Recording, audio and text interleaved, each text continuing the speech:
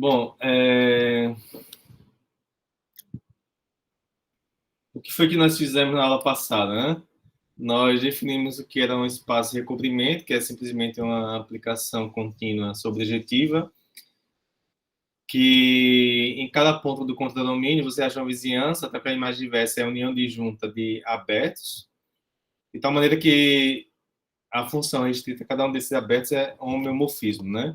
E então, a gente mostrou que essa aplicação aqui da reta no círculo é uma aplicação de recobrimento e exibimos outros. Eu não fiz detalhes, mas eu exibi aqui outras aplicações de recobrimento de S1 e S1, ou seja, uma aplicação de recobrimento de um espaço, ele não é única, né?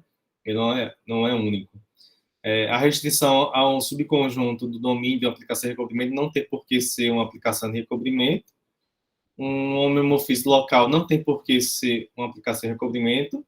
O homeomorfismo é uma aplicação de recobrimento, sempre, né? Homeomorfismo, mas um homeomorfismo local não. Uma aplicação de recobrimento é um homeomorfismo local. Tá?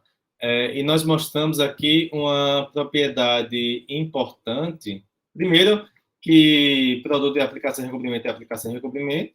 Com isso, você acha uma aplicação de recobrimento. De fato, vocês acham várias, né? Porque, do todo, né? Porque você já tem que... você já tem infinitas aplicações de recobrimento ali, né? Da reta no círculo, do círculo no círculo, né? Com isso, você encontra uma aplicação de recobrimento do toro. E da mesma forma, você encontra uma aplicação de recobrimento da figura 8, né, que a gente vai mostrar mais na frente, que o grupo fundamental aqui é não abeliano, dessa figura 8. Então, a gente quer relacionar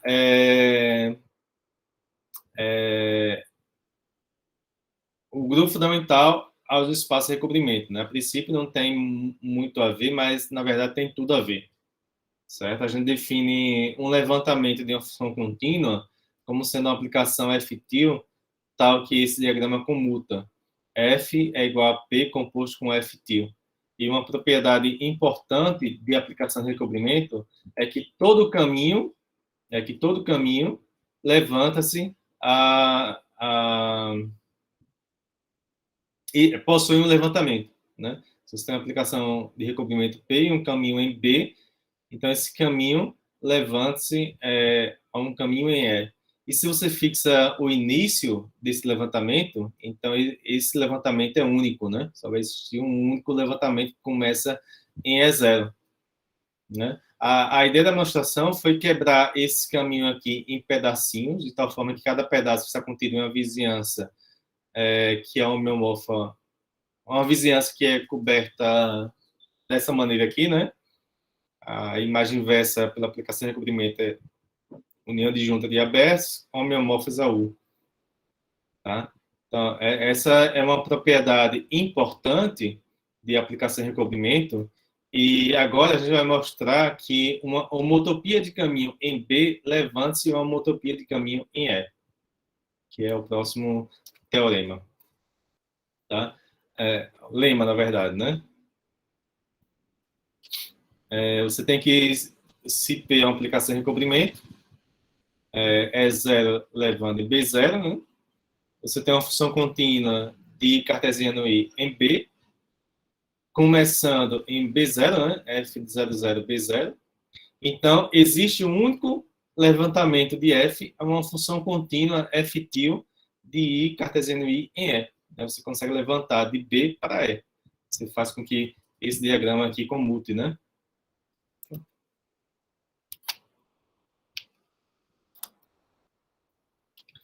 Você faz com que esse diagrama aqui comute.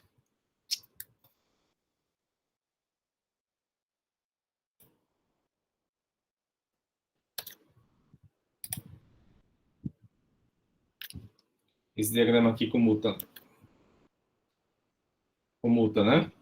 Você tem que F é igual a P composto com F de til. F-til. Certo?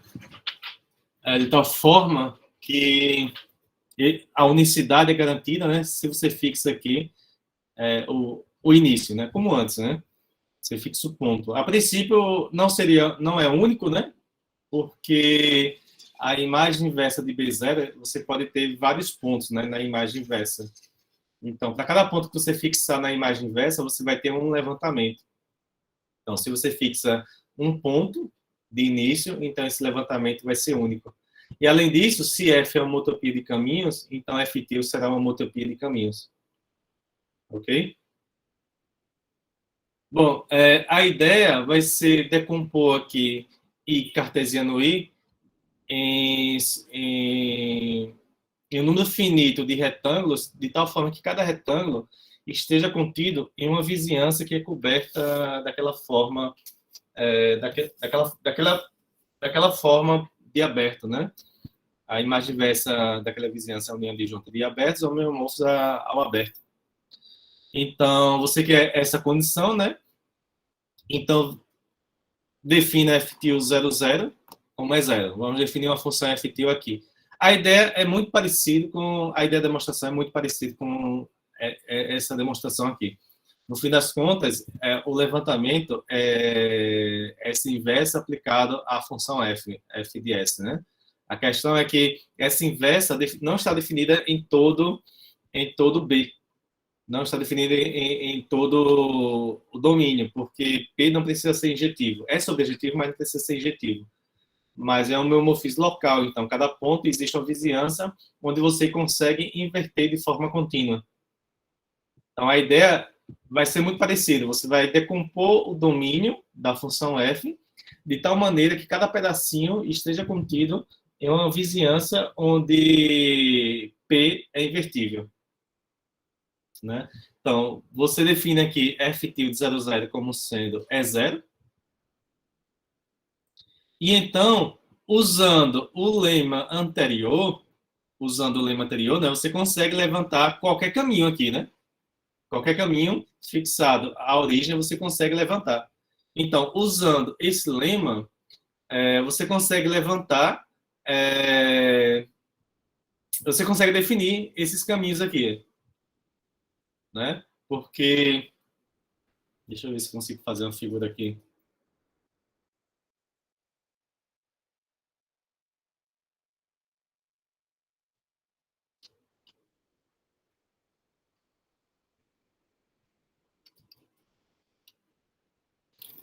Né? Então, você tem aqui que a F vai desse quadrado aqui, né?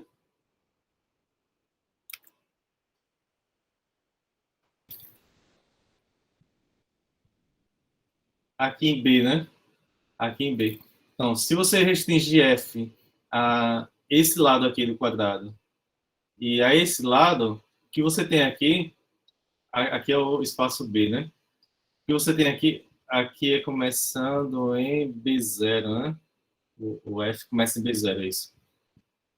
Se você restringe F a esse lado quadrado e a esse lado quadrado, o que você tem aqui são dois caminhos, né? São dois caminhos aqui, tá? E então, aqui você tem a aplicação P. Pelo lema anterior, você consegue levantar esses dois caminhos aí, né? Então, pelo lema anterior, você consegue levantar esses dois caminhos a um caminho começando em E0, né? A um caminho começando em E0. Aqui, né? Então, você define esses levantamentos como sendo F til 0S e F til S0. Então, a gente está definindo F til por partes aqui. Você define o primeiro em E0, aí usa o lema anterior para poder definir F til nesse lado quadrado e nesse lado quadrado. Tá? E é único esses levantamentos, né? Porque o lema anterior nos dá unicidade se você fixa aqui o ponto inicial. Então, a questão toda aqui, então, é como estender esses efetivos aqui, esse efetivo definido dessa forma, para o interior do quadrado, né? E para esse lado, para esses dois lados. Né?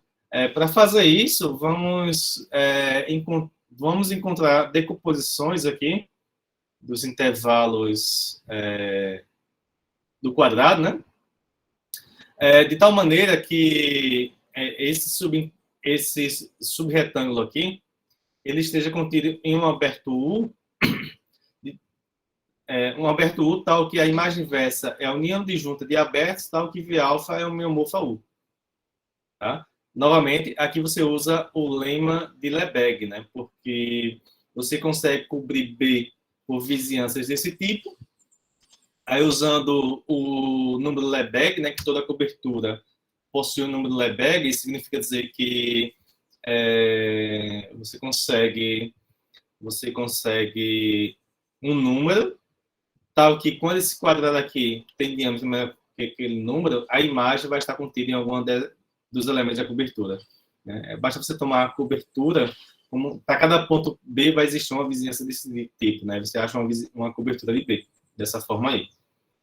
Tá? Então, o que a gente tem é que você conseguiu dividir o quadrado em subretângulos aqui, em subretângulos, de tal forma que a imagem de cada um desses subretângulos aqui está contido em uma daquelas vizinhanças, em uma dessas vizinhanças aqui.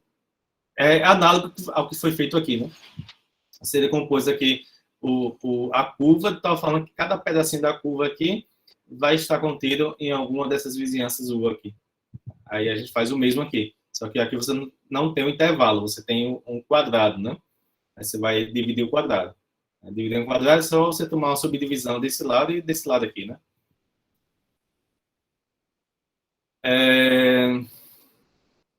Tá? Então, a gente vai definir por partes, né? Passo a passo. A gente vai definir passo a passo. De que forma, né? Você já definiu FTIL nesse lado e nesse lado aqui. Queremos passar para o interior. Então, qual vai ser o processo, né? Inicialmente, a gente estende FTIL para esse quadrado aqui, depois para esse, depois para esse, depois para esse, depois para esse. Aí chegou o último dessa linha, né? Aí você passa para esse aqui agora. Aí depois para esse, depois para esse e por aí vai. E finalmente preencher essa linha, aí passa para o primeiro de cima e por aí vai, certo? Até chegar em um certo subretângulo aqui. Aí você quer definir aqui. Então, vamos supor que você definiu para todos os anteriores a esses caras aqui, ou seja, todos os caras que estão abaixo dele e que estão à esquerda, você definiu FTIL. Como definir FTIL aqui nesse subretângulo? A questão é essa. Suponha definido FTIL para esse subretângulo abaixo desse aqui e à esquerda. Como definir FTIL aqui nesse subretângulo aqui? Né?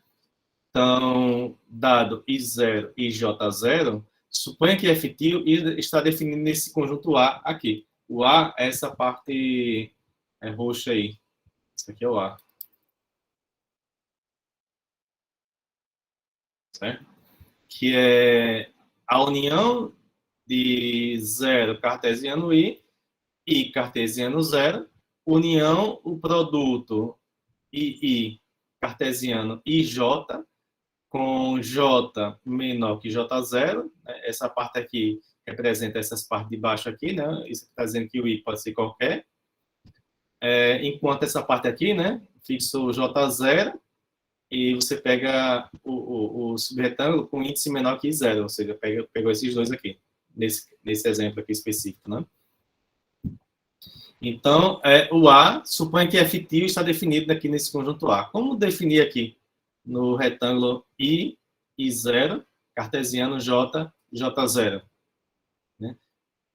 Então, supõe que FTIL é um levantamento contínuo de F restrito a A, ou seja, você definiu FTIL aqui em A. Né? Você tem que FTIL é igual a P composto com F, aliás, F é igual a F restrito a A é igual a P composto com FTIL.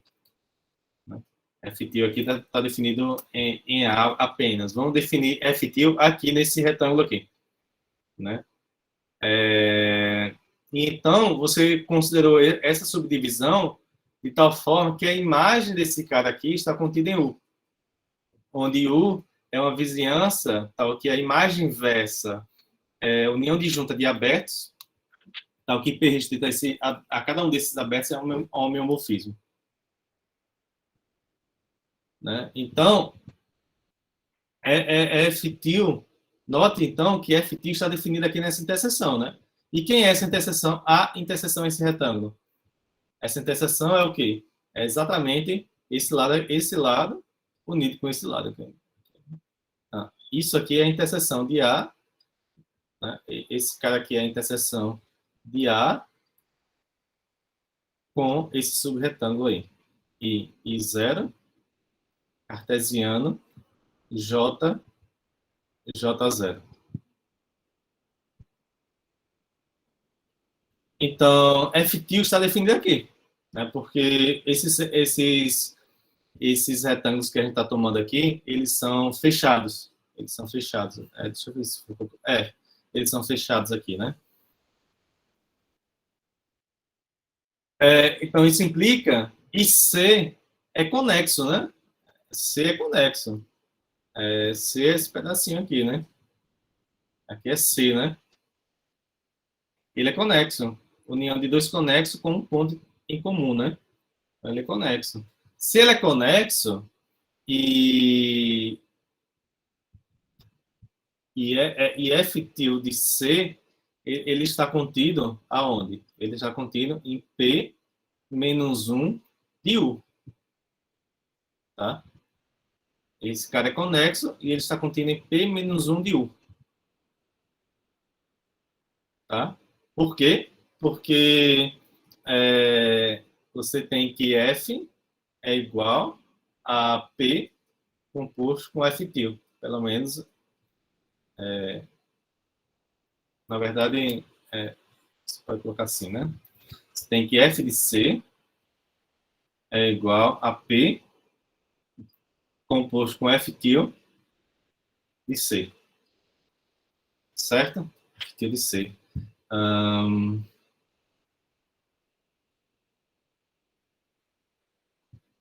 E C está contido, esse cara aqui, ele está contido em U, né? Ele está contido em U.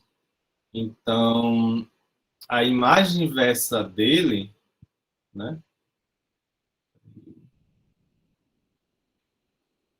Não é C que está contido em U, não, né? É F de C. F de C está contido em U. Ele está contido aqui e a imagem desse cara está contida em U, né? A imagem desse cara aqui ele está contida em U. Então, F de C está contida em U. Se F de C está contido em U, então, porque F de C tem que estar nessa imagem aqui, né? Esse cara aqui, então, ele vai estar contido em U, né? Então, quando você tomar a imagem inversa de U por P, você acha que F de C está contido nessa imagem inversa aqui, né?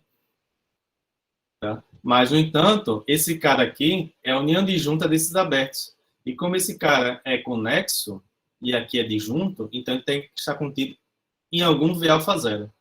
Né? Esses dois caras aqui não podem, esses caras aqui não podem ser disjuntos e conter pontos. E diferentes V alfas conter pontos de F til C. Porque F til C é conexo. Porque se diferentes V alfas contivessem pontos de F til C, você teria você obteria uma separação de F til C, né? Do fato deles serem abertos de juntos, né? Então, isso implica que F til C está contido em algum V alfa zero. Para algum alfa zero. Para algum alfa zero. Tá? Então, a ideia é essa aqui, né? Você tem que F til já está definindo essa parte verde, né? Aí ele levantou essa parte verde aqui para o espaço E. Para o espaço E aqui, né?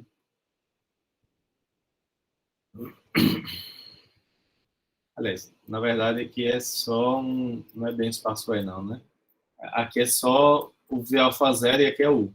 Aqui é a vizinhança U e esse cara aqui, ó, a imagem desse cara aqui é esse pedacinho aqui, ó.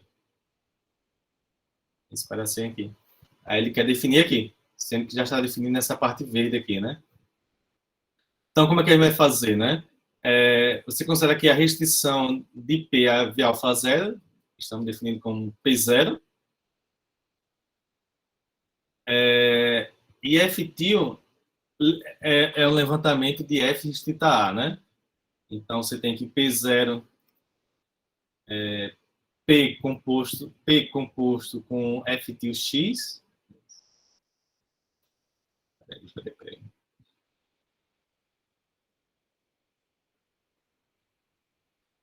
É isso mesmo. P composto com F til x é igual a P de F til x, que é igual a F de x, né? Não, P0. É P0 aqui. É P0, não é composto, não. É P0. Esse P0 aqui, né? Só que P0 conhecido como P, né? E P de F til x é igual a F de x, qualquer que seja o x em C. Qualquer que seja o x em C. Então, você tem que... Esse cara aqui é um homeomorfismo. Isso aqui é um homeomorfismo. Tá? E F til x, então, como P0 é um homeomorfismo, né?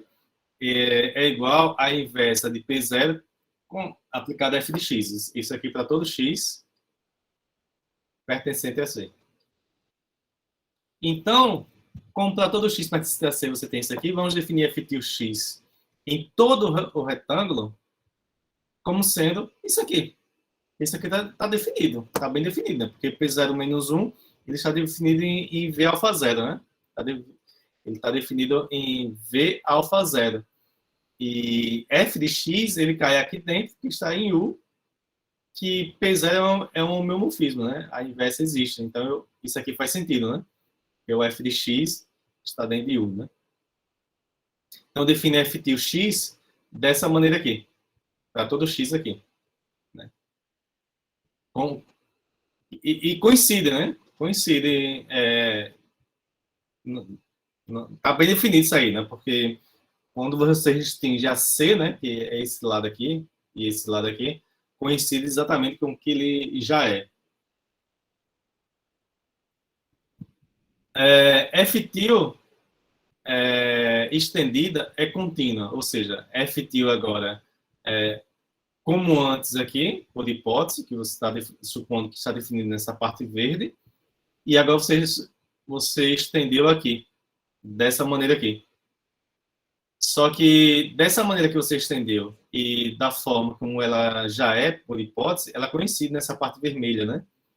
Nessa parte vermelha. Aí, novamente, você usa o PEST-lema, lembrando que você tem duas funções contínuas definidas em dois fechados que coincidem na interseção.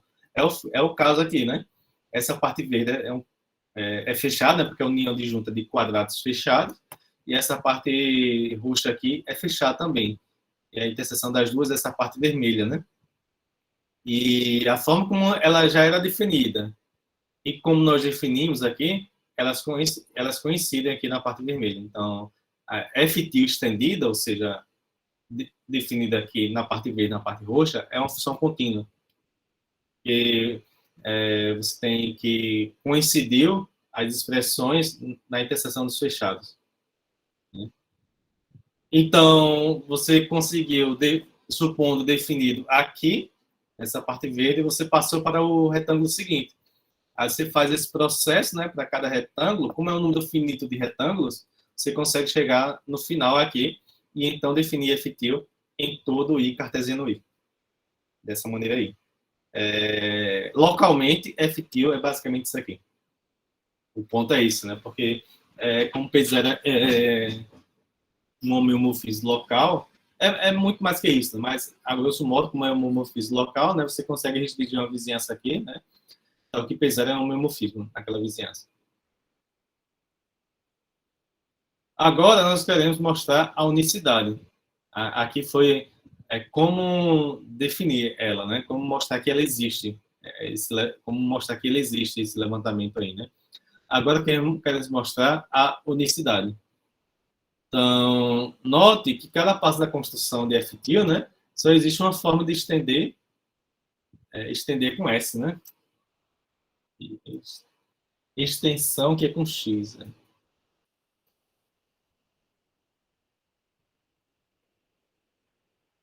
Coisas de português. Só existe uma forma de estender F til continuamente, né? Porque você quer que coincida a sua extensão aqui com o que ela já é definido, mas ela já é definida dessa forma aqui, né? Então, a única maneira de você conseguir estender é colocando F til dessa forma, né? Dessa forma aqui. Então, isso implica que F til 00 definido, F estará completamente definido. Se você definiu F til 00, então F til estará completamente definido, né? Basicamente porque se você fixou F til 00, né, só vai ter uma forma de você colocar isso aqui, né? Localmente, F til só tem aquela cara. Só pode ter aquela cara. Então, de fato, isso prova a unicidade, né? Isso prova a unicidade, né? Porque se você fixou aqui, cadê? Se você fixou o E0 aqui, né? Então só existe uma forma de definir. Daquela forma lá. Isso implica que vai ser único aqui, né? Nesse primeiro quadradinho e nos demais, né? À medida que você vai aumentando aí o domínio de definição da FTIL, né? Até cobrir todo o quadrado. Então, a unicidade segue quase que imediata. Agora queremos mostrar que se F é uma homotopia de caminhos, então FTIL será uma homotopia de caminhos. O que é que a gente precisa mostrar para que FTIL é uma homotopia de caminhos? Né? Você tem que FTIL vai estar definido aqui em cima, FTIL, né? Bom, mas deixa eu fazer a figura de novo aqui. Bom, você tem aqui o quadrado, você tem F aqui, né? Se F é uma homotopia de caminhos, então isso significa dizer que você tem aqui dois caminhos,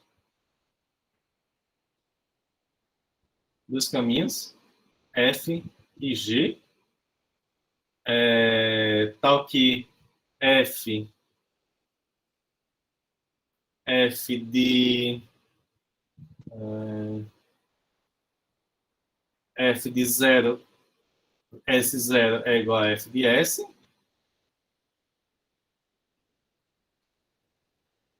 F de S1 vai ser G de S. E mais que isso, né? E mais que isso, você tem que os pontos iniciais e finais da homotopia estão fixos, né? Ou seja, 0t é igual, vou chamar isso aqui de x1, isso aqui de x2. Vou colocar x0 e x1. x0 e x1. Então, isso aqui vai ser x0 e o f de 1t vai ser o x1. Aí, então, você tem a aplicação de recobrimento aqui e o espaço é aqui, né? Aqui é o B. Você sabe que esse F ele pode ser levantado para cá, né? F til. Aí, esse FG são esses caras aqui. Eles foram levantados aqui. Eles foram levantados aqui. De forma única, né? A princípio, seria assim, né? A princípio, seria assim.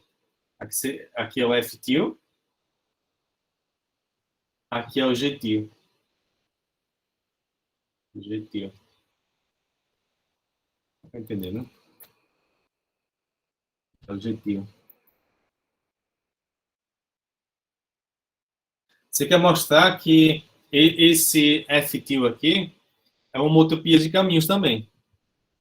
Tá? Ou seja, que esse caminho F til ele pode ser deformado de forma contínua para G til. Né? E como é uma utopia de caminhos, você quer mostrar mais ainda que F til e G til eles já têm o mesmo ponto inicial, né? Porque eles são levantados a partir do mesmo ponto. Se você levantar a pontos diferentes, não tem graça, né? Não vai ser uma utopia de caminhos.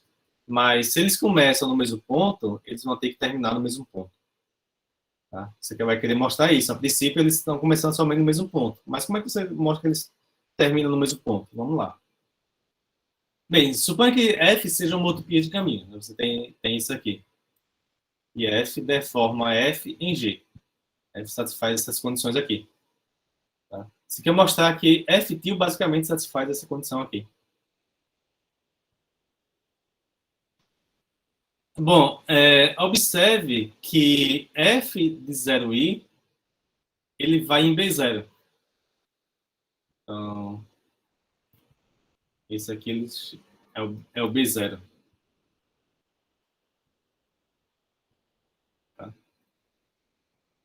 É essa condição aqui, né? Para ser uma homotopia. F de 0 cartesiano i, ele é um ponto apenas, né? Ele é um ponto apenas que está em B. Está em B. E F til, que é o levantamento de F, implica que F til 0 cartesiano i, ele pertence a esse conjunto aqui, né? A imagem inversa.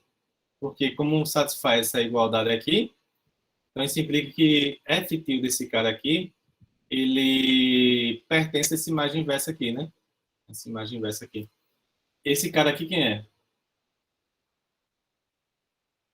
0 cartesiano i é esse lado aqui, né? Do quadrado. Esse aqui é o 0 cartesiano i. Todo esse cara aqui, ele vai na imagem inversa desse ponto aqui. Mas, a princípio, poderia ser que tivesse pontos que vai em B0, pontos que vai em outros pontos, porque essa imagem inversa não é só um ponto, né? É um conjunto discreto de pontos, né, do espaço, né? Só que como esse cara aqui é conexo, esse cara aqui é conexo, e F til é contínua, e F til é contínua, então a imagem é conexo. Conexo. Esse cara aqui, eu falei quando eu comecei a falar sobre espaço de cobrimento, que ele possui a topologia discreta, né?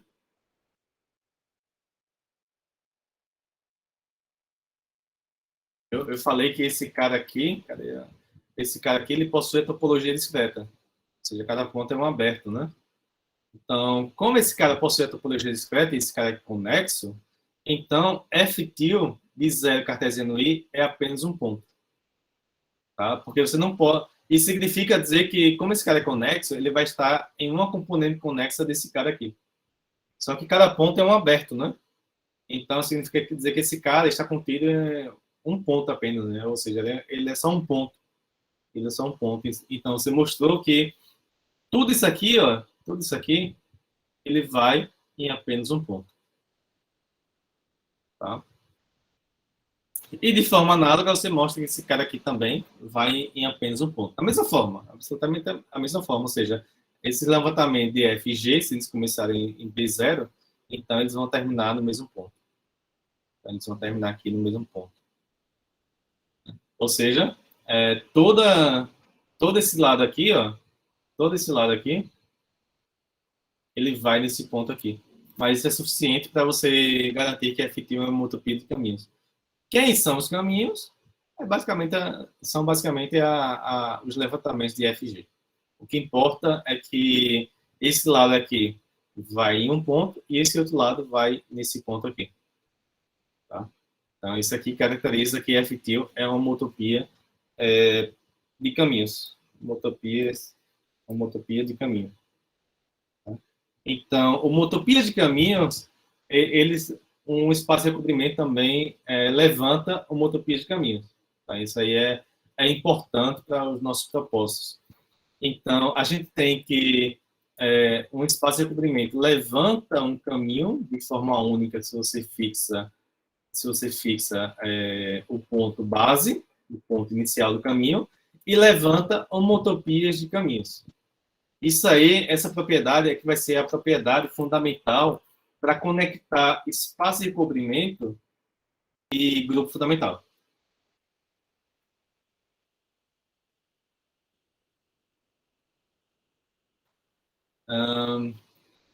Se você tem uma aplicação de recobrimento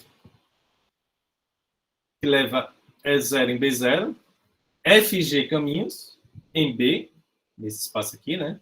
De B0 a B1, ou seja, FG são dois caminhos, começa e termina nos mesmos pontos. Você toma FT e GT, os seus respectivos levantamentos, né? Começando em E0. Se FG são homotópicos por caminhos, então FT e GT terminam no mesmo ponto e são homotópicos por caminhos. Tá? Deixa eu ver se eu consigo um espaço aqui para fazer uma figura. Vou fazer só aqui. Você tem aqui a aplicação de recobrimento, P. Você tem dois caminhos aqui. Qual é a hipótese? É que os caminhos FG começam, aliás, em B0 e B1, né? Aliás, em B. E aqui.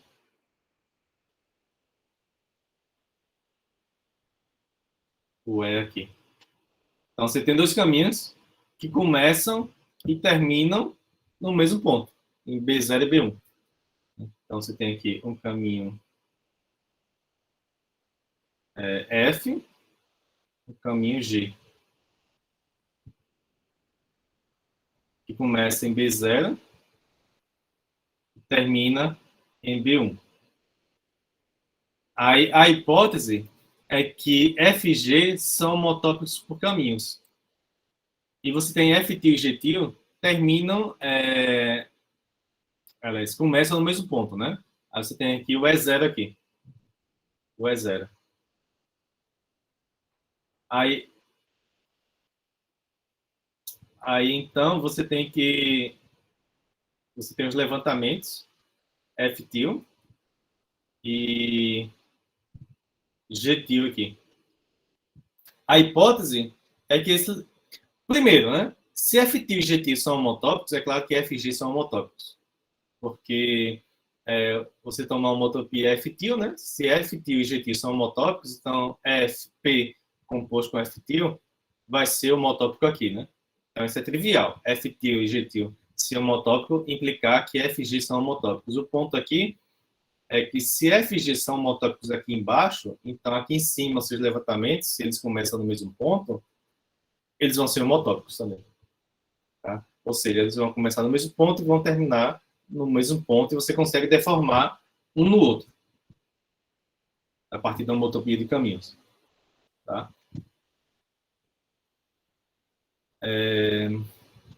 A princípio, não tem obrigação dos levantamentos de FG. Pode acontecer dos levantamentos F e G terminarem em pontos distintos. Terminar em pontos distintos. Mas como aqui termina em B1, então a imagem por P desse ponto tem que ser o B1. Ou seja, os pontos finais do levantamento tem que cair em P menos 1 de B1. Tá? Os pontos finais do levantamento de FG tem que cair aqui. O ponto aqui desse teorema é que se eles são homotópicos, ele cai no mesmo ponto dessa imagem inversa aqui. Como é que a gente mostra isso aí, né? Então, a hipótese é que FG são caminhos conectando B0 a B1. FT e GT são caminhos começando em E0, querendo mostrar que eles terminam no mesmo ponto. Né? Eles terminam no mesmo ponto. FT e GT terminam no mesmo ponto e são homotópicos por caminhos. Terminam no mesmo ponto, mais ainda, e são homotópicos por caminho. Bem, como por hipótese FG são homotópicos, então existe essa homotopia de caminhos aqui, entre FG. Que tem essa propriedade, né? F de 0 é igual a B0. Aí você toma o levantamento dessa homotopia, pelo lema anterior existe esse levantamento, né? Com essa propriedade, né? Que F de 0 é 0. O lema anterior garante que F é uma homotopia de caminhos, porque F é uma homotopia de caminhos. E então você tem que F de 0 cartesiano I é o E0 e F 1 cartesiano I é o E1. Porque F é uma homotopia de caminhos. Porque F é uma, aliás, porque F é uma homotopia de caminhos. Então, em particular, você tem isso aqui. Ou seja, você tem que eu acabei de mostrar aqui, né? Esse cara é um ponto, esse cara aqui é um ponto, né? F til de I cartesiano zero é um caminho em E, começando em F til de I cartesiano. Aí para você mostrar, aí você precisa mostrar que F til de I cartesiano zero, você precisa mostrar essa condição aqui, né? Essa condição aqui. Só que para F til e G til. Você quer mostrar que F til e G til terminam no mesmo ponto e são homotópicos por caminhos. Então, você tem que mostrar que esse F til aqui é uma homotopia de caminhos entre F til e G til. Né? A homotopia entre F e G levantou para cá. Só que você quer mostrar que essa homotopia de caminho, esse levantamento que é uma homotopia de caminho, é uma homotopia de caminho entre F til e G til. Aqui vai ser feito aqui agora. Bom, F til de I cartesiano zero é um caminho, né? É um caminho em E, é um caminho em E, começando em E0, que levanta F e cartesiano zero. Né? Porque você tem isso aqui, né? Que P composto com F til é igual a F. Se você fixar uma variável aí, você tem um caminho, né? Um caminho em B. Consequentemente, fixando a variável aqui, você vai ter o levantamento do correspondente caminho. Então, esse cara aqui é o caminho que é o levantamento desse cara aqui. Só que quem é esse cara aqui? F é uma homotopia entre F e G. Então, esse cara aqui é o F, né? Esse cara aqui é o F. Aí você usa a unicidade de levantamento para garantir que esse cara aqui é o F til. Porque o levantamento é único se você fixou o início, né? Esse cara aqui é um caminho começando em E0. Só que o levantamento de F começando em E0 é o F til. Então, unicidade de levantamento implica que F til de S0 é igual a F til S. E, de forma análoga, você mostra que F til de S1 é igual a G til de S, para todo S em E. Da mesma forma. Logo, F til e G til termina em E1. E F til é uma homotopia de caminhos entre eles. Então, esse teorema é o teorema que vai conectar grupo fundamental e espaço de recobrimento. Porque, lembrando, né, o que é o grupo fundamental? O grupo fundamental é as classes de equivalência de caminho fechado com um ponto, começando e terminando no mesmo ponto, né? Então, dado uma classe de equivalência do grupo fundamental, um representante da classe é o quê? É um caminho fechado com ponto base no espaço, né? Aí, qualquer outra classe fundamental que você tomar, qualquer outro representante da classe que você tomar, vai ser homotópico aquele caminho. Se você toma um levantamento, começa no mesmo ponto, esses dois caminhos aí tem que terminar no mesmo ponto. Está aqui a definição. Então, tome uma aplicação de recobrimento que leva E0 em B0. Dado um elemento aqui, no grupo fundamental do contradomínio, tá? Seja F til, considera aqui o levantamento de F, né? Aqui, esse F aqui é um caminho começando e terminando em B0, né?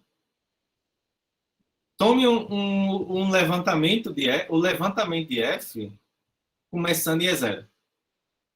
Tá? Levantamento de F começando em E0. Tá? E então, vamos definir essa aplicação φ, que vai pegar um elemento do grupo fundamental, que é uma classe de equivalência, e vai levar no ponto final desse levantamento. O contradomínio dessa aplicação aqui é a imagem inversa de B0, pela aplicação de recobrimento. Tá?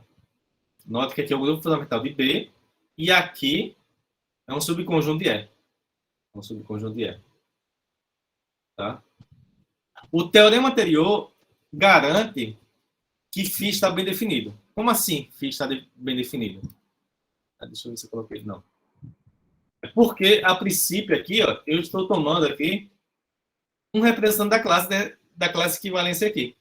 Mas se você toma um outro elemento G dessa classe de equivalência, né, isso implica que F e G são motópicos por caminhos.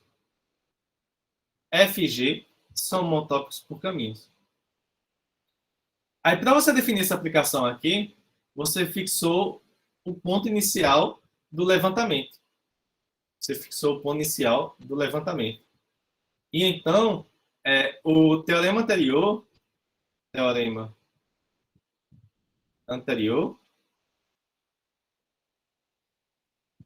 garante que os levantamentos, começando e terminando no mesmo ponto, de F e G, terminam no mesmo ponto. Né? Gentil, levantamento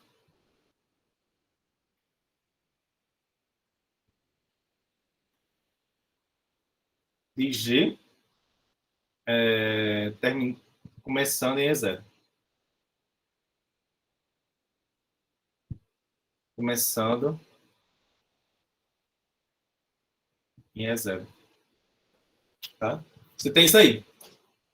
Você tem isso aí, certo? Que o teorema anterior garante que essa aplicação aqui ela está bem definida, porque qualquer outro representante da classe que você tomar o levantamento, começando no mesmo ponto E0, ele vai ter que terminar no mesmo ponto de FT, que FT termina.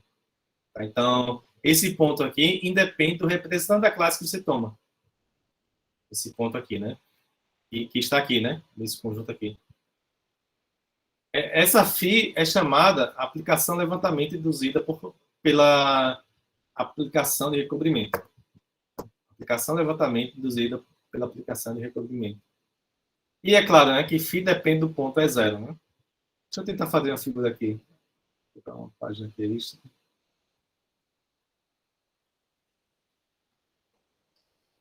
Então, você tem o seguinte, você tem aqui o espaço E, você tem o espaço E, você tem o espaço base aí. Você tem o espaço base B. Aplicação de recobrimento aqui, P. Aí você tem que o E0 vai em B0. Aí como é que está definida aqui essa aplicação φ? Essa aplicação φ. Você tem que P que é 0 é igual a B0. Só que a imagem inversa de B0 por P são vários pontos aqui. São vários pontos. Vou colocar E0 aqui embaixo.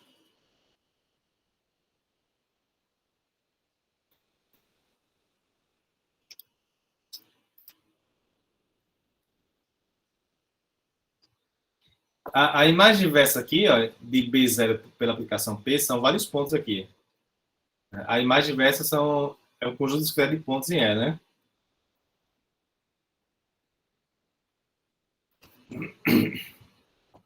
Aí, se você pega um caminho fechado aqui, que representa um elemento no grupo fundamental, você toma um caminho fechado F aqui, ó. Quando você levantar esse caminho aqui, começando em E0, ele vai ter que terminar em algum desses pontos aqui, né? Isso aqui é o P menos 1 de E0. Tudo isso aqui.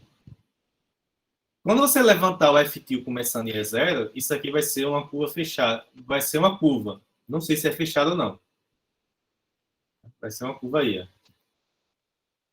Que obrigatoriamente vai ter que terminar em um ponto aqui. Pode ser o próprio E0 ou não. Vai ter que terminar em algum ponto aqui. Então, esse ponto aqui vai ser a imagem desse representante da classe aqui. Desse elemento do grupo fundamental. O caminho aqui embaixo vai ser, aqui em cima vai ser fechado, se por acaso esse F aqui, ele representa o caminho, o elemento neutro. Então, se por acaso a classe de G representa o caminho constante, ou seja, ele é homotópico ao caminho constante, né? Ele representa o elemento neutro o elemento identidade do grupo, né? Então, ele vai ser homotópico ao caminho constante. Tá? Se ele é homotópico ao caminho constante, o caminho constante é aqui em cima, o levantamento é o caminho constante aqui também. Tá? Então, significa dizer que o levantamento de Gtil vai ser homotópico ao caminho constante aqui. Ou seja, vai ter que começar e terminar no mesmo ponto. Tá? Enquanto aqui é o levantamento de F, isso aqui, o F, a classe de F, diferente da identidade. Né? Se F não é homotópico ao caminho constante, então, quando você fizer o levantamento, não pode dar um caminho fechado aqui em cima. Certo? Não pode dar um caminho fechado aqui em cima. Só vai dar um caminho fechado se, por acaso, G aqui embaixo representar o elemento de identidade no grupo fundamental. Ou seja, mas isso aí significa que G é um homotópico ao caminho constante. Então, essa aplicação aí, φ, ela é importante porque é uma interpretação geométrica dela, né? O que é que está acontecendo aí com essa aplicação? É exatamente isso, né? Você consegue enxergar o que acontece com essa aplicação φ aqui, né? Com essa aplicação φ.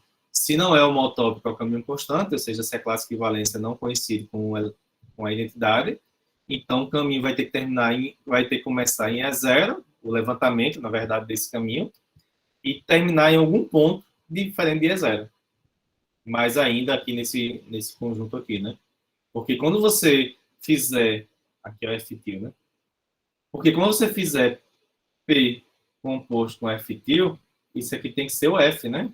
Isso aqui tem que ser o F. Quando você fizer P composto com G-til, isso aqui tem que ser o G. Então, aqui em cima, em geral, não vai ser fechado, mas quando você baixar aqui, né? Todos esses pontos aqui são levados em B0, então ele vai fechar, né? Então, e essa aplicação aí que conecta o grupo fundamental com a aplicação de recobrimento, junto com esse teorema aqui, né? Junto com esse teorema. Se P é uma aplicação de recobrimento, levando E0 em B0, se é conexo por caminhos, então essa aplicação aqui é subjetiva. Tá? Se é conexo por caminhos, essa aplicação é subjetiva. E se é simplesmente conexo, então essa aplicação é bijetiva. Note, né? Que interessante. Se é conexo, essa aplicação é subjetiva. Conexo por caminhos, essa aplicação é subjetiva. E se é simplesmente conexo, então φ é bijetivo. Ou seja, se φ é bijetivo, você descobriu quem é esse cara, se você descobre quem é esse cara aqui, né? Então, o trabalho passa a você encontrar... Então, esse teorema, ele reduz o trabalho de você encontrar um grupo fundamental a você encontrar um recobrimento cujo domínio é simplesmente conexo. Porque se o domínio é simplesmente conexo, essa aplicação φ aqui é uma bijeção. Tá? Então, é um outro trabalho aí você encontrar aplicação de recobrimento simplesmente conexo. Né? Esse tipo de aplicação de recobrimento é chamado de o recobrimento universal. Porque o recobrimento universal, ou seja, o recobrimento cujo domínio é simplesmente conexo, ele é único, a menos de homeomorfismo. Tá? Aqui adiantando as coisas que tem mais para frente. Eu acho que a gente não dá tempo de ver, não. Tá? Todo espaço, a depender de algumas propriedades, né, ele possui todo espaço conexo por caminhos, talvez precise mais alguma coisa aí. Ele possui um recobrimento simplesmente conexo. Esse recobrimento é único, a menos de homeomorfismo. Esse recobrimento simplesmente conexo é chamado de recobrimento universal. Vocês podem ouvir falar muito aí, né? Recobrimento universal é o recobrimento que é simplesmente conexo. A aplicação de recobrimento cujo domínio é simplesmente conexo. Porque a partir dele, você consegue encontrar o grupo fundamental se você descobre quem é a imagem inversa de um ponto. E a partir daqui, e a gente já conhece o recobrimento simplesmente conexo do círculo, né? Que é a reta. A partir aquele recobrimento simplesmente conexo que nós vamos encontrar o grupo fundamental do círculo. Bom, suponha inicialmente que é conexo por caminhos. Queremos mostrar o quê? Que é subjetivo.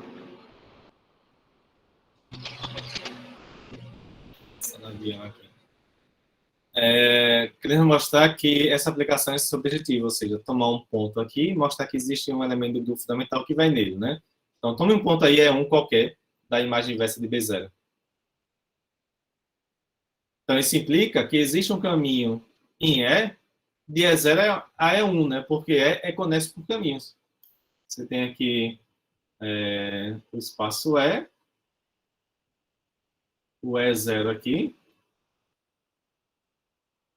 o E1 aqui. Aí você tem que existe um caminho F, porque é conexo por caminhos, o espaço é F-til, né? F-til. Aí você toma a imagem F composto, P composto com F-til. Só que como F-til começa em E0 e termina em E1, né? E E0 e E1 pertencem à imagem inversa de B0, quando você levar isso aqui para quando levar para B, pela aplicação P, isso aqui vai dar uma curva fechada, né? Você vai dar uma curva fechada, ponto base em B0. Base em B0. Só que essa curva fechada aqui representa um elemento da classe no grupo fundamental, né? Esse cara aqui representa um elemento do grupo fundamental. Tá? Esse cara aqui é um caminho fechado em B, porque é 0 e é 1, ele vai em B0, né? Pela aplicação P. Então, significa, por definição, que esse cara é o E1, por definição. Porque como é que você define a imagem do grupo do elemento do grupo representado por esse elemento aqui, essa curva fechada? Você pega o levantamento, isso aqui F-til já é um levantamento pela definição da F, né? Começando em E0. Então, por definição, a imagem por φ desse elemento do grupo fundamental é o E1. Então, você tomou um elemento aqui e encontrou um elemento aqui cuja imagem é ele, né? Cuja imagem é ele. Isso aqui supondo apenas que o espaço é conexo por caminho.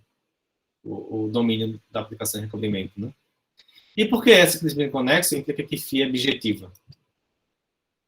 Suponha agora que ele seja simplesmente conexo.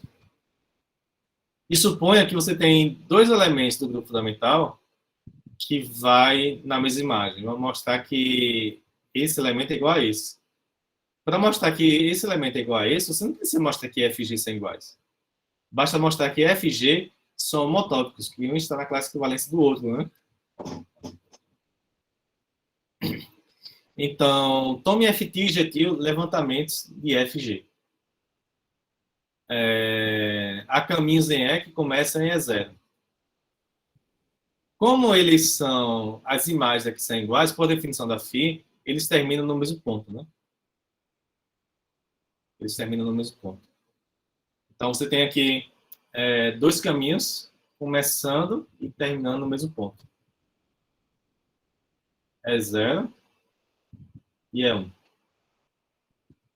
F-til e G-til. Só que nós já mostramos que se o espaço é simplesmente conexo, né? Lembrando que espaço simplesmente conexo significa que π1 de E em um ponto qualquer é trivial, né? Tem um elemento neutro lá, né? O elemento da identidade. Mas nós já mostramos que se o espaço é simplesmente conexo, existe uma homotopia. entre dois caminhos começando e terminando no mesmo ponto. Quando eu defini espaço simplesmente conexo, eu mostrei que dois caminhos quaisquer começando e terminando nos mesmos pontos são homotópicos. Então, FT e GT, eles são caminhos que começam e terminando no mesmo ponto, nos mesmos pontos, de um espaço simplesmente conexo. Então, existe uma homotopia de caminhos entre FT e GT. FT. Só que, se você tem uma homotopia aqui, né?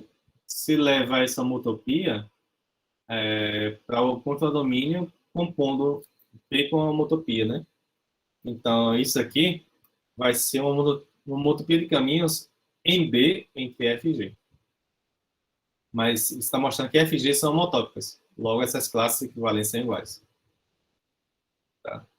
Ou seja, se F e G são homotópicas, está dizendo que elas são equivalentes. Ou seja, as classes equivalentes que elas geram são iguais. Tá? Com isso, você mostrou que essa aplicação phi é injetiva, é bijetiva, na verdade, porque simplesmente conexa, em particular, conexo por caminhos.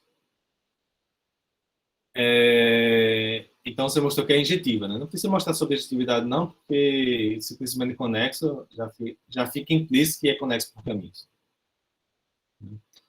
Se você for ver na definição de simplesmente conexo, a gente colocou a condição que é um espaço conexo por caminhos e satisfaz essa propriedade. Tá? Então, o espaço simplesmente conexo, já tínhamos mostrado que é subjetiva e agora mostramos que é injetiva, né? Em particular, é objetiva. Então, o trabalho agora de você encontrar um grupo fundamental reduz-se a você encontrar uma aplicação de recobrimento do espaço cujo domínio é simplesmente conexo. É o que a gente faz aqui para encontrar o grupo fundamental do círculo. Você quer saber o grupo fundamental do círculo aqui. Só que você já tem uma aplicação de recobrimento, né? E nós já mostramos que essa aplicação aqui é uma aplicação de recobrimento do círculo, né? Que leva a zero em B0. Zero em B0. E é claro que a imagem inversa de B0 é Z, né? A imagem inversa de B0 é Z. Qualquer número inteiro que você colocar aqui, ó, no lugar de T, dá o ponto 1, 0, né? E cosseno e seno são periódicos por 2π. Tá? Só que, e a reta é simplesmente conexo. A reta é simplesmente conexo. Dá dois pontos da reta, né? Um caminho que une. Existe um caminho que une esses dois pontos, né? Aliás, em geral, né? Já mostrei que Rn muda fundamental trivial, né? A reta é convexo, todo o grupo fundamental de qualquer conjunto convexo do Rn é trivial, né? Então, em particular, a reta é simplesmente conexa. Tá? Então, pelo teorema anterior, essa aplicação φ induzida aqui é objetiva, né? Que vai do grupo fundamental de S1 com ponto base em B0, em Z é uma objeção. É uma objeção. Mas a gente tem que mostrar que esse cara é isomorfo ao grupo aditivo dos inteiros. Não basta mostrar que isso aqui é uma objeção. Não basta mostrar que isso aqui é uma objeção. A gente precisa mostrar que é um isomorfismo, ou seja, que preserva a operação de grupo. A gente precisa mostrar que φ da classe de F estrela a classe de G,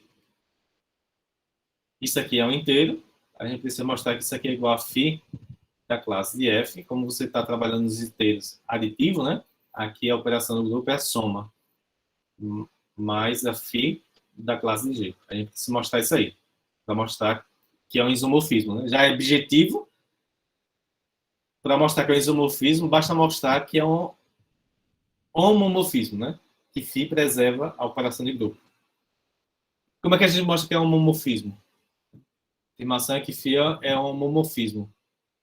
Tome dois elementos arbitrários do grupo fundamental e tome os seus respectivos levantamentos, Ft e Gt. Há caminhos da reta, né? Aí você tem que P vai da reta no círculo, né? Da reta no círculo, né?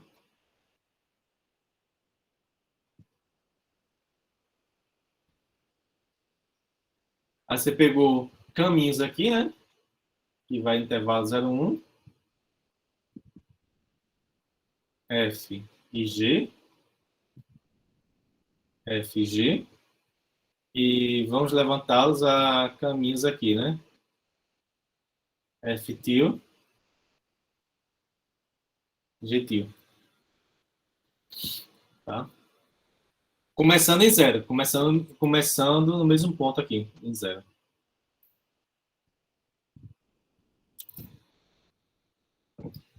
O ponto final é o inteiro, né? O ponto final é inteiro, tá? É, o FG está começando e terminando em B0 aqui, né? O ponto final vai ser o inteiro, N e N. Porque tem que estar na imagem inversa de B0, né? Todo ponto na imagem inversa de B0 é um inteiro. Então, por definição, φ da classe equivalência de F é igual a N e φ da classe equivalência de G é igual a M. É igual a N. E então vamos definir esse caminho. G2 tio aqui, né? Esse caminho aqui. G2 tio de S como sendo N mais G tio de S. G2 tio de S como sendo N mais G tio de S. Com S real. Você tem aqui, ó, que G tio, ele começa em zero. Vou colocar um pouquinho mais. Vou colocar aqui. Professor, por que é G2 tio mesmo? Definição. Ah, tá. Defina.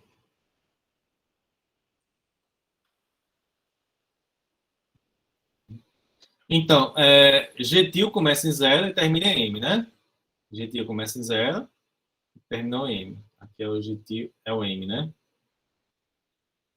Aí, então, você está tomando aqui... Ah, e o... M, vou colocar M aqui. M, M, M, M. Ah, você está somando aqui a G-til N, né? Então, G-til, G2-til, zero, vai começar onde? Vai começar em N, que G tio de zero é o zero, né? Enquanto que G2 tio em 1 é igual a N mais N. Porque G tio 1 termina em N, né? Então G2 tio 1 é N mais N. Então, G2 tio é um caminho que começa em N e termina em N mais N. Termina aqui. Começa em N e termina em N mais N.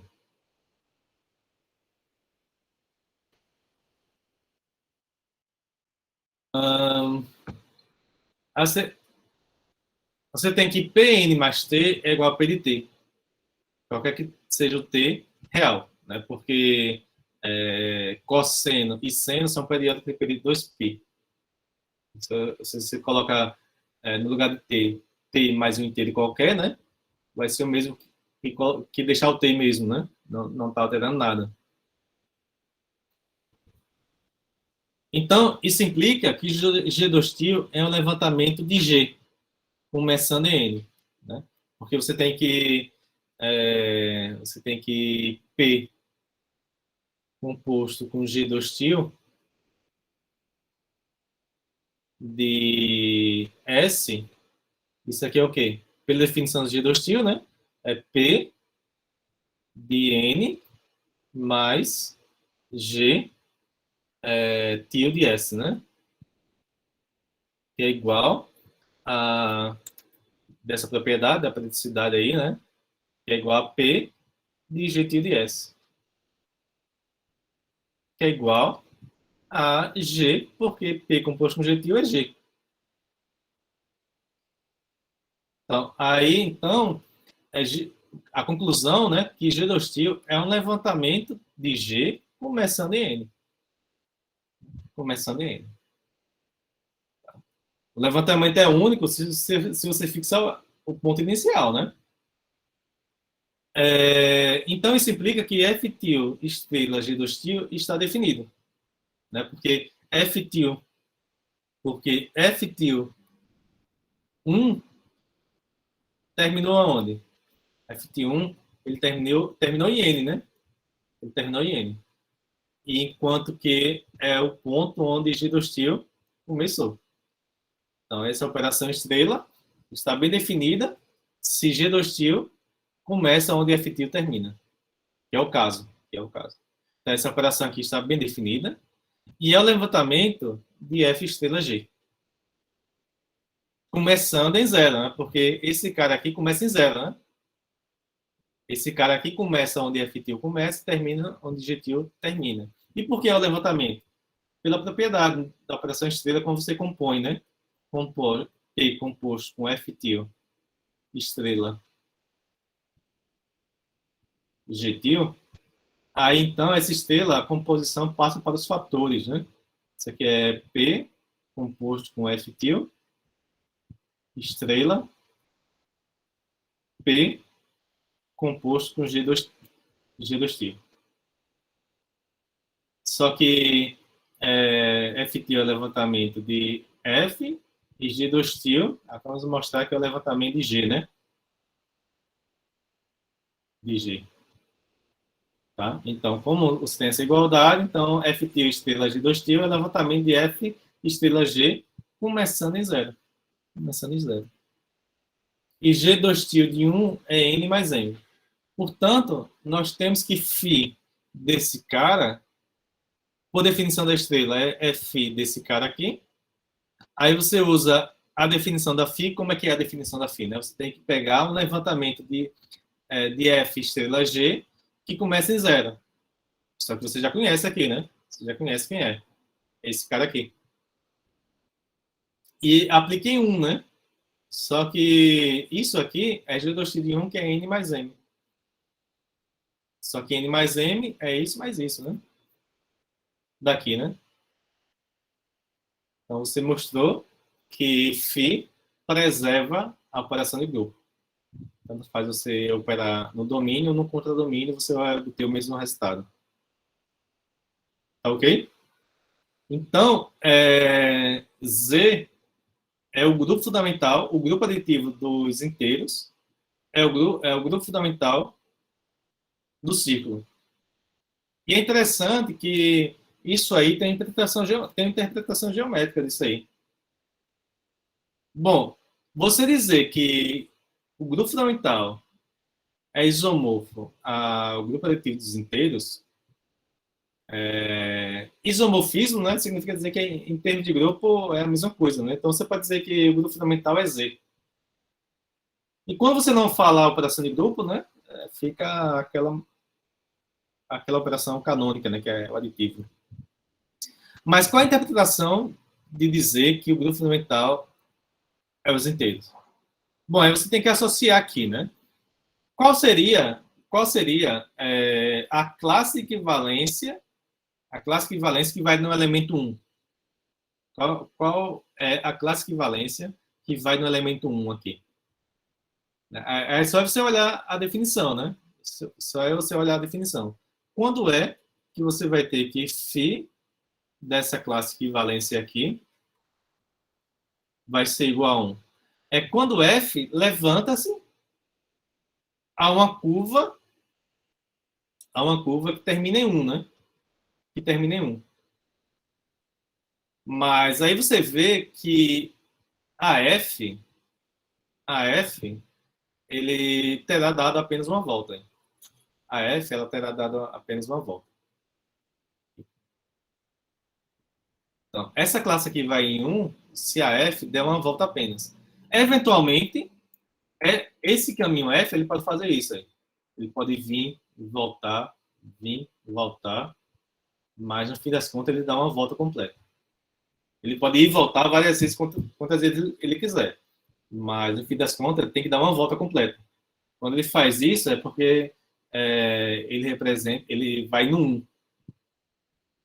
Um caminho que vai no 2 significa dizer que ele deu duas voltas. Uma, duas. Tô colocando assim para não ficar em cima. Mas aí, isso aí tudo no ciclo, né? Isso aí tudo no ciclo. Um elemento que representa o número 1000 significa que é uma curva fechada aqui que deu 1000 voltas no ciclo é S1. Mas o que significa menos um? Bom, se é menos um ou mais um, significa dizer que a classe equivalência aqui vai dar uma volta, aí o sinal vai indicar se é no sentido horário ou no sentido anti-horário. O sinal indica se é no sentido horário ou no sentido anti-horário. Tá claro aí a interpretação? É importante você ter essa interpretação geométrica na cabeça, né? Um número do grupo fundamental representa aquelas curvas fechadas que dá uma quantidade de voltas no ciclo, sendo que o sinal te diz se essa volta é no sentido horário ou no sentido anti-horário, né? O sentido que eu digo é isso aqui, né? O sentido percurso, né? Da curva fechada, sentido horário ou anti-horário, né? Em geral, no caso aqui, positiva no sentido anti-horário, negativo no sentido horário, né? Então, o grupo fundamental representa isso. O número de volta que uma curva fechada te dá no círculo S1.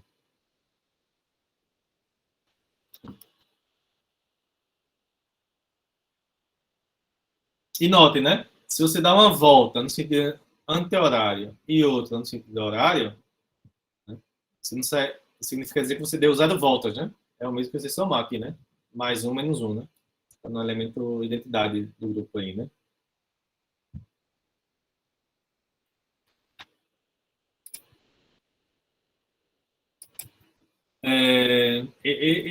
O Z é um grupo cíclico, né?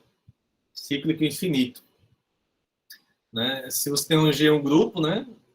X elevado a n é simplesmente operar n, o x n vezes por ele próprio. X elevado a n é você operar o elemento inverso n vezes por ele próprio. Por convenção, x elevado a zero é elemento de identidade, né? E G é dito cíclico se ele é gerado por um elemento. G é cíclico se ele é gerado por um elemento. Ou seja, se todo elemento de G é dessa forma, x elevado a n. Para algum n inteiro, né?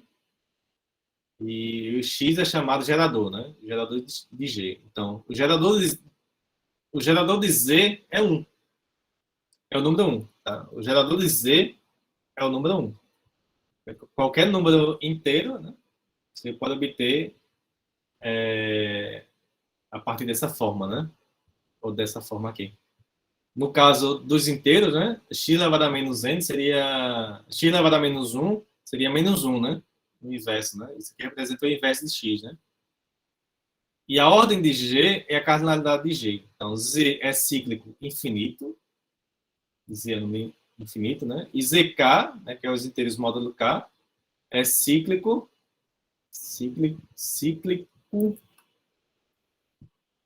de ordem K, né? De ordem K. Ou seja, ZK só tem os inteiros 0, 1, até K menos 1, né? K menos 1. São os inteiros módulo K, né? Você pega um inteiro, faz divisão por K e pega o resto, né? Isso aqui é um grupo finito, né? Que é cíclico. O gerador é 1, né? Também, né? O gerador também é 1. Então, o grupo fundamental do ciclo, ele é cíclico infinito. Cíclico infinito. Tá? Mais à frente a gente vai ver exemplos de espaços que tem grupo fundamental cíclico finito. Cíclico finito.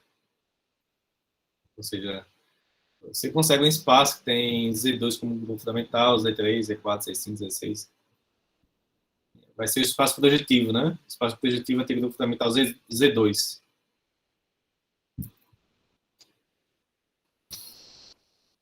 Bom,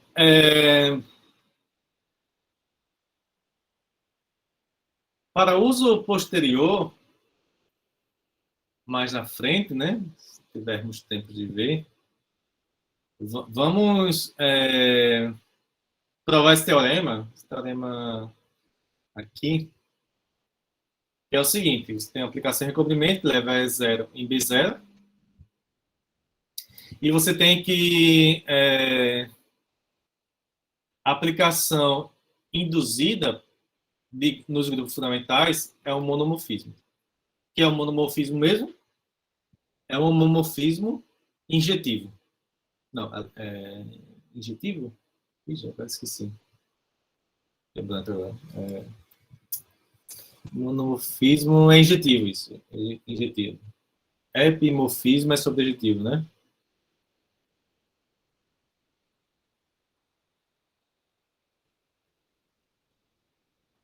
Bom, mas em geral não precisa ser sobrejetivo. Ele é injetivo, mas não precisa ser sobrejetivo. Então tome aqui a sua imagem como sendo H. Como sendo H. É um subconjunto aqui, né?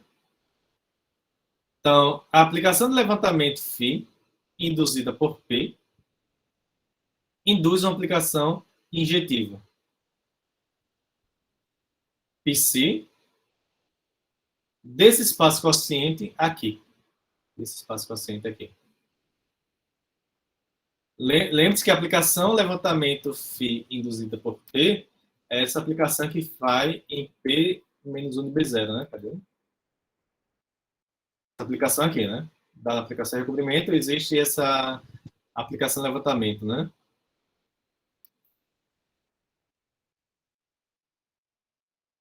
Então, essa aplicação P induz a aplicação levantamento e essa aplicação levantamento induz essa aplicação Psi desse espaço quociente aqui.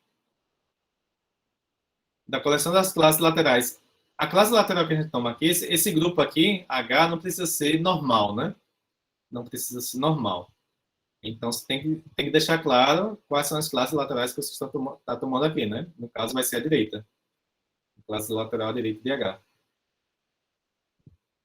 Que é uma objeção se é conexo por caminhos. Essa aplicação Psi vai ser uma objeção se é conexo por caminhos.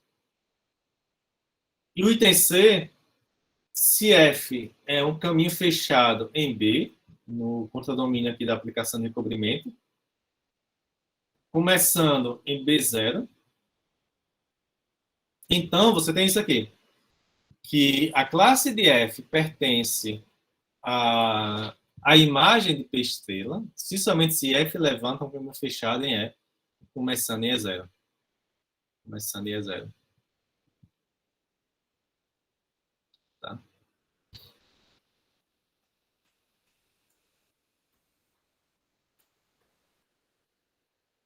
Como mostrar que essa aplicação aqui induzida é injetiva, né? Qualquer que seja a aplicação de recobrimento que você tomar, a aplicação induzida aqui em grupos fundamentais é injetiva. Não poderia ser subjetiva, porque se é simplesmente conexo, isso aqui vai ser trivial, né? Isso aqui pode não ser trivial. Tá? É por isso que isso aqui não poderia ser subjetivo. O teorema não poderia dizer que isso aqui é subjetivo, né? O máximo é ser injetivo. Então, você tem que tomar aqui algum caminho fechado que representa um elemento do grupo fundamental que vai na identidade. Que vai na identidade. Só que, por definição dessa aplicação P estrela, isso aqui é a classe de P composto com H tio, né? Você tem aqui um caminho fechado. Você tem um caminho fechado aqui em E, H. Aplicação de recobrimento, P, e vai em B. E vai em B. Né? Claro que a imagem vai ser um caminho fechado aqui, né? P composto com H. Aí suponha que esse caminho fechado aqui representa a identidade do grupo fundamental de B. Ou seja, ele é homotópico ao caminho constante aqui. Ele é homotópico ao caminho constante. Então, seja F uma homotopia de caminhos entre essa aplicação aqui, gatilho, né? Entre esse caminho e o caminho constante, já que ele está representando aqui o caminho, a classe identidade, né? Então, existe essa homotopia de caminho aqui. Aí você toma o levantamento de F a E, de tal maneira que começa em E0. Começa nesse ponto aqui, E0. Então, pelo lema que provamos aí no início da aula, F tio é uma homotopia de caminho entre H tio e o caminho constante.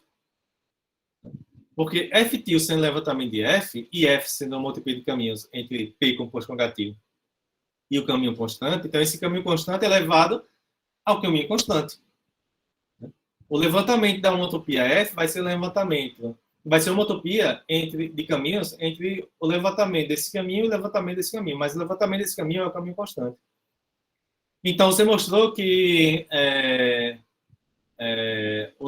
só que o levantamento de P composto com H tio é o H tio, né? Por definição, pela unicidade, né? Então, H tio é um motópico ao caminho constante em E0. Até aqui a figura, né? Até aqui a figura. Logo, esse cara aqui, ó, esse cara aqui representa o elemento identidade do grupo, né? Então, isso implica que H tio é a identidade do grupo. Então, você mostrou que se P estrela dessa classe é identidade, então essa classe tem que ser identidade. Mas isso aí é suficiente para mostrar que P estrela é injetivo, né? P estrela é injetivo. Porque nós já sabemos que P estrela é um homomorfismo. Para mostrar que um homomorfismo é injetivo, basta você mostrar que o único elemento que vai na identidade é a identidade. Então, já mostramos aqui o item A. Já mostramos aqui o item A. E por que essa aplicação PC aqui, induzida pela aplicação, é um levantamento induzida por P, né? É muita indução aí, né? Mas com atenção você consegue entender. É objetiva se o espaço é conexo por caminhos. Né? E agora a gente precisa dessa hipótese, né? Que o espaço é conexo por caminhos. Vamos entender aqui.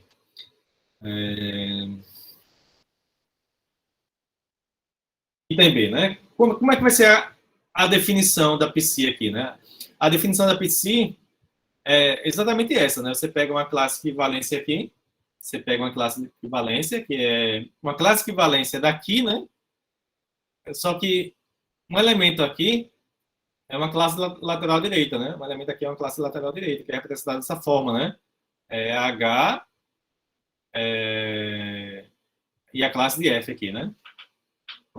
Que vai, como essa PC é induzida pela φ, a definição é essa aqui. É φ da classe de F, que é igual a Ft1, onde Ft1 é o levantamento de F começando em E0. Essa é a aplicação, levantamento induzida pela aplicação P, né? Da aplicação P. A gente quer mostrar o quê? A gente quer mostrar que é uma objeção, né? Queremos mostrar que é objetiva. É claro que é um homomorfismo. Aliás, não faz sentido falar de homomorfismo porque você não sabe se isso aqui é um grupo, né? Se tem uma característica de grupo. Você quer mostrar apenas que é uma objeção. Se falar de homomorfismo, não. Bom, primeiro, a gente precisa mostrar que essa aplicação ela está bem definida. Né? A afirmação é que se uma classe pertence a essa classe lateral direita, então a imagem são iguais. Isso aí vai ser suficiente para mostrar que está bem definida. Porque a aplicação PC você está definindo, escolhendo um representante dessa classe lateral direita. Então, você tem que mostrar que PC está bem definida, independe do representante da classe lateral direita que você toma. Então, você tem que tomar um elemento na classe lateral direita e mostrar que coincide aqui. Qualquer que seja o elemento nessa classe lateral direita. Aí isso aí mostra que PC está bem definida. Mas como é que a gente mostra isso? Bom, se esse cara está aqui, nessa classe lateral direita, por definição de classe lateral direita, significa dizer que esse cara aqui, ó, ele pode ser escrito como um produto de um elemento em H pelo elemento por esse cara aqui, né? Só que H é a imagem por P estrela, né? H é a imagem por P estrela. Hzão, né? Então vai existir algum elemento aqui dentro, tal que a classe de F é isso aqui, esse produto aqui. A definição da estrela é igual a isso aqui. A classe de F é igual a isso aqui, né? Só que esse H aqui, ó, ele está nessa imagem aqui, né? Esse H, ele está nessa imagem. Aí, por definição de P estrela, você sabe que o H, você pode escrever ele dessa forma aqui. Onde negativo é algum caminho fechado em E. Por definição de P estrela, né? Por definição de P estrela. Esse H é a imagem de algum caminho fechado começando em E, né? É um caminho fechado começando em E. É o mesmo que dizer que a classe de H é igual a P estrela. P estrela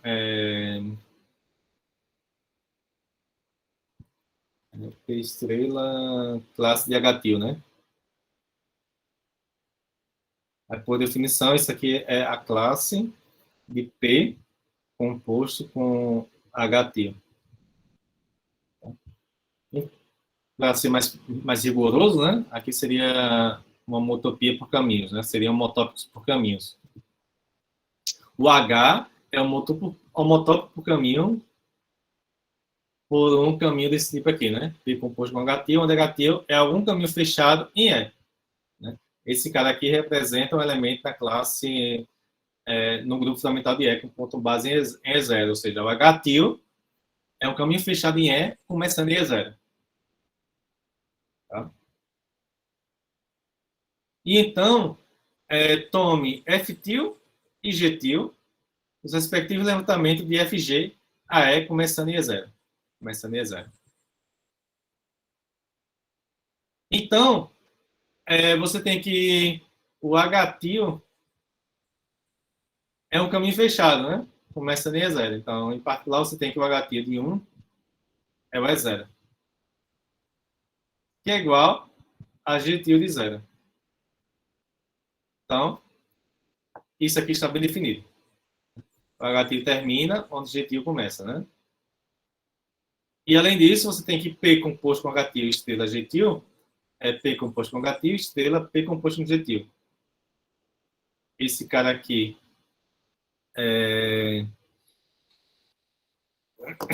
eu coloquei aqui um motocaminho, né? Mas você pode tomar P composto com H-til para colocar aqui em H, no lugar de H, né? Porque isso aqui você pode ser representado por qualquer coisa, ou seja, você pode substituir esse cara, por isso aqui, né? Então aqui de fato você pode dizer que são iguais, né? Porque quando você passa daqui para cá, está dizendo que você está escolhendo representantes da classe, né? Para passar daqui para cá. Isso aqui independe da representante da classe, né? Então você pega o representante da classe que tem essa cara. Aí você tem que H igual a isso aqui. Fazendo isso, você tem que P composto com H-til é o H, e P composto com G-til é o G, porque G-til é o levantamento de G, né? Então isso implica que H-til estrela G-til é o levantamento de H estrela G. Porque P composto com isso aqui é isso aqui. Então, isso, esse cara é o levantamento desse cara aqui. E daqui, né, você tem que essa classe é igual a essa classe aqui. E implica que os levantamentos F-til e esses caras aqui, que começam em E0, terminam no mesmo ponto de E. Porque esses dois caras aqui representam o mesmo elemento no grupo fundamental. Logo, se eles começam no mesmo ponto, eles têm que terminar no mesmo ponto. Foi o que a gente fez aí antes, né? Como esses dois caras aqui representam o mesmo elemento no grupo fundamental, né? Eles são homotópicos. Caminhos homotópicos os levantamentos que começam no mesmo ponto têm que terminar no mesmo ponto. Então, F tio, HT estrela G, começando em E0, tem que terminar no mesmo ponto de E. Então, F tio e G tio terminam no mesmo ponto de E. Então, isso implica que F tio e G tio F tio e G tio terminam no mesmo ponto de E. Por quê? Porque, ó, F tio e esse cara aqui terminam no mesmo ponto de E, né? Só que esse cara aqui, ele termina no mesmo ponto que G tio termina. Logo, a conclusão é que F tio e G tio terminam no mesmo ponto. Aqui, né? Eles terminam no mesmo ponto.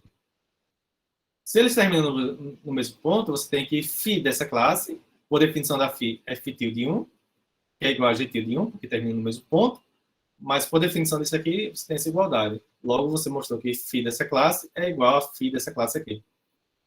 Ou seja, você mostrou que se esse cara está aqui, então você tem essa igualdade, né? Logo, essa psi dessa maneira aqui está bem definida, independe do elemento na classe lateral direita que você toma. Então, você mostrou que a psi está bem definida. Aqui é uma figura que tem no livro. Confesso que eu não parei para analisar essa figura, não, mas é mais ou menos o que acontece, né? Você tomou aqui... Tá, não vou interpretar agora, não. Figura. Mas o ponto é que quando você passa esses caminhos para cá, né, você tem caminhos fechados aqui, né?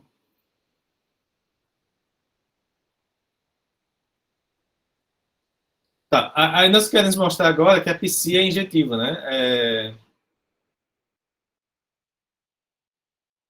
Você quer mostrar que é objetiva? Vamos mostrar que a psi é injetiva. Né? Ou seja, se esses dois caras aqui vai no mesmo ponto, então vamos mostrar que F está nessa classe lateral à direita aqui. Em particular, a psi é injetiva. Ou seja, a classe lateral direita de F é a mesma que a classe lateral de G. Esse cara é um representante dessa classe lateral direita. Então, sejam FT e GT os levantamentos de FG começando em E0. Como vale essa igualdade aqui, né? Os levantamentos começando em E0, eles têm que terminar no mesmo ponto, pelo lema. Então, isso implica que FT estrela GT barra está bem definido. Né? GT barra é o caminho inverso de GT. Né? Porque você tem que FT de 1 é o quê? FT de 1 é igual a GT de 1. Né? Porque FT e GT terminam no mesmo ponto. Só que daqui, né? Isso aqui é igual a GT barra de 0. Logo, GT barra de 0 começa onde FT 1 termina. Então, isso aqui está bem definido. Isso aqui é um caminho fechado em E começando em E0, né? Porque FT ele sai de E0, vai até FT1. E GT barra sai de FT1 e volta para onde? Volta para onde o FT começou, né? Porque esse cara termina, GT barra termina onde? Em 1, né? Só que GT barra de 1 é G de 0, que é igual a F de 0. Então, isso aí aqui é igual a E0, né? É igual a E0. Então, esse elemento aqui é um caminho fechado começando em E0. Um caminho fechado começando em E0. Tá? Então, isso implica o quê?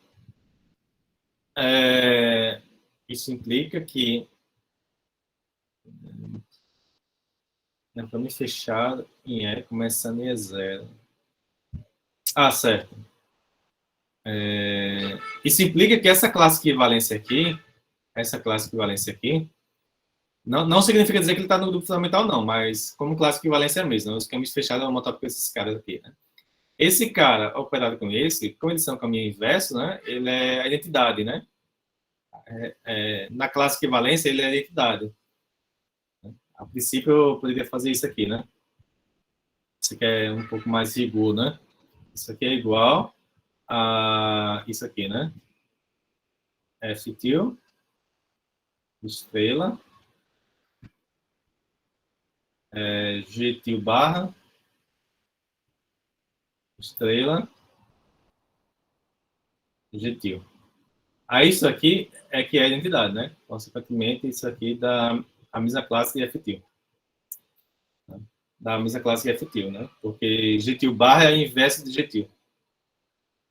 E então, esse cara aqui e F-til são homotópicos. Homotópicos por caminhos. Então, existe uma homotopia F-til entre esse cara e F-til. Existe uma homotopia de caminhos entre esse cara aqui e F-til. Consequentemente, quando você compõe com P, né? Isso aqui gera uma homotopia de caminhos no contradomínio de P, que é B. Entre o quê? Entre essa composta aqui, né? Aqui eu já passei P para cá, né? Isso aqui é P composto com FT, né? O P passa para esse fator e para esse fator, né? Só que P composto com G-til é o F, é o G, né? E P composto com F-til é o F. Consequentemente, esses dois caras aqui, eles são homotópicos em B, né? São homotópicos em B. Então, a classe de F é igual à classe desse cara aqui. Aí você separa aqui na operação estrela, né? Na operação estrela aqui. Aí, por definição de P estrela, essa classe aqui é o mesmo que essa imagem aqui, esse ponto. Só que esse cara aqui, né? Ele está na imagem P estrela, ou seja, ele está em H. Você consegue escrever a classe de F como sendo um cara na imagem de P estrela vezes a classe de G. Ou seja, a classe de F pertence a essa classe lateral à direita. Por definição, né? Se você consegue escrever a classe de F como sendo um elemento de H vezes essa classe aqui, é porque a classe de F está aqui nessa classe. Então, com isso, você mostrou que a PC é injetiva, né? A PC é injetiva. Né? Isso aqui, por definição, isso aqui é PC da classe de F. Aliás, isso aqui, por definição, é PC da classe lateral à direita da classe de F. Isso aqui, por definição, é PC da classe lateral à direita da classe de G. Então, você mostrou que como a classe de F está aqui dentro, as suas classes laterais direitas são iguais. HF é igual a HG. Então, PC injetiva. E, finalmente, quando aqui uma curva fechada, ela está em H, né? Então, você tem uma condição necessária suficiente aqui, não se somente C. Caminho fechado, começando em B0, está na imagem do homomorfismo induzido, está na imagem do homomorfismo induzido, se somente se F levanta um caminho fechado em E, começando em E0. Se somente se F levanta um caminho fechado em E, começando em E0. Né? Bom, aí vamos ver. Essa parte aqui é mais direta. Então, você toma aqui um caminho fechado em B, começando em E0. Então, esse cara aqui, essa classe de F estando em H, né? Significa dizer que a sua classe lateral direita, a classe lateral direita representa a identidade. Isso aqui é a identidade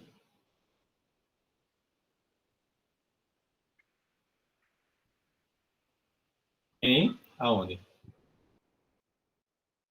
Aqui.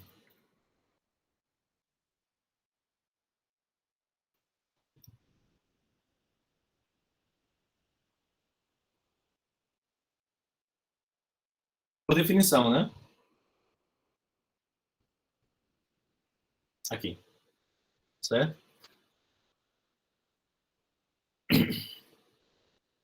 Hum, consequentemente, φ dessa classe aqui, ó, φ dessa classe aqui é igual a E0. Φ dessa classe é igual a E0. Por quê? Porque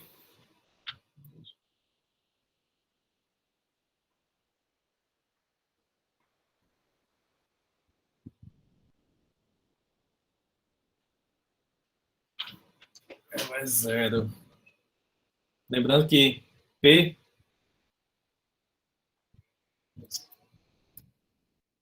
tem aqui o B, né? Olha isso. O E tem o E, tem o B e a aplicação P. Você tem que. O E0 vai em B0, né? Vai em B0. Aqui está o E0.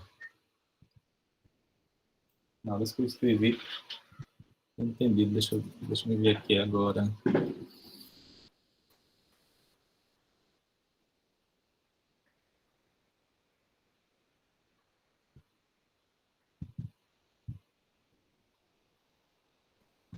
Esse cara aqui é a imagem de P, né? Você está tomando um cara que é. Você está tomando um cara aqui que é um caminho fechado aqui, que é dessa forma. P composto com H. P composto com H. Isso aqui é a imagem desse cara aqui, né? F. H. O F aqui. Isso aqui é P estrela P estrela F. P, aliás, P estrela H mesmo.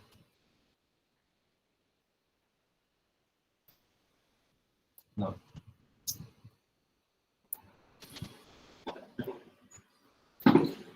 H P composto com H. Então, o F, a classe de F, é igual a P estrela H. P estrela H. Tá? Então, se você tomar um elemento aqui nessa imagem, então ele é dessa forma aqui, né? Ele é dessa forma. Aí, então, qual é a conclusão? A conclusão é que você tem isso aqui, né? Por definição de P estrela, isso aqui é P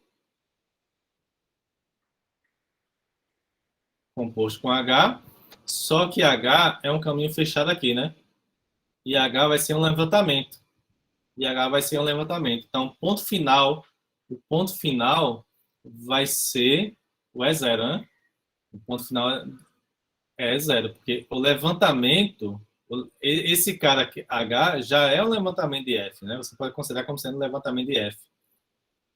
Tá? Porque independe do representante da classe aqui que você tomar, né? Você pode tomar P composto com H mesmo, né?